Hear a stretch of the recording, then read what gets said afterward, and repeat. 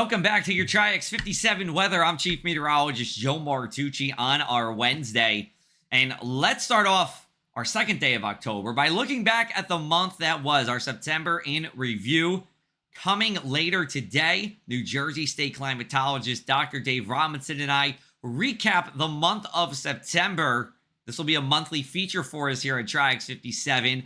If you remember, if you've been following me, I did this back in my time at the Press of Atlantic City with our monthly weather roundup, and we're bringing it back as we go into this fall and beyond. So, Dr. Dave Robinson said bone dry weather is our biggest story of the month. We're anywhere between the third to sixth driest in New Jersey, going back to 1895. Temperatures have been about seasonable during the month of September. No real extreme heat and no real extreme cold either. So, fairly good news there. And then the flooding frenzy. We saw coastal flooding develop on September 15th, and we have seen flooding for pretty much the rest of the time since then. Some places have seen flooding for 2 weeks straight, and we'll show you that in just a minute. Here's a look at our future cast. Now, we will see some showers passing through during the evening hours, starting around the PM commute, and then fizzling out of here by about midnight or so. Thursday does look to be a dry day with plenty of sunshine. Now, if you saw coastal flooding on Tuesday night, you will see coastal flooding on Wednesday morning here. And then as we go into Thursday morning, we're expecting that minor stage tidal flooding in Ocean and Monmouth County. This is the kind of flooding that happens a couple dozen times a year, and those real susceptible bayside roadways will have water on them. If we go to Waretown, this is in Ocean County. Look at this. They have been flooding for 14 days straight. Here, you have to go back to September 17th to see them the last time without coastal flooding in Waretown. And we look at our map here of Manahawkin and Mud City and the Stafford part of Ocean County. And anywhere in blue is where there's going to be water on normally dry ground. In this case, mainly in the Mud City section of town, just to the north of Route 72, and a little bit right on the southern side of Route 72 as well. Here's a look at our Wednesday morning numbers, everyone. Temperatures about 5 degrees above average for this time of the year. We have a mix of sun and clouds.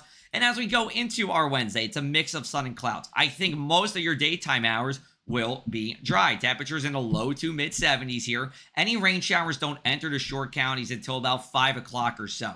Then as we go into the evening, we're looking for a few rain showers around. It could last as late as 12 o'clock. I think the main time for this is 7 p.m. to midnight here. Winds will be light from the north and east. Low temperatures on either side of 60 degrees, so it's a mild night. And then we go to Thursday, plenty sunny here across the area. We should see more sunshine as the day goes on, and temperatures seasonable with a wind light to moderate out of the east and then switching to the north and west sometime earlier in the day on our Thursday. Here's a look at our next shot of widespread rain. This will be Sunday night with a cold front. Details on the timing are still a little too early for that. It could be earlier in the day on your Sunday, but I do believe for all intents and purposes, your weekend events are going to be okay. And we have Fall Fest in Smithville. We have plenty of events up and down the Jersey Shore, and that's certainly good news, better than what we had last weekend. I can tell you that.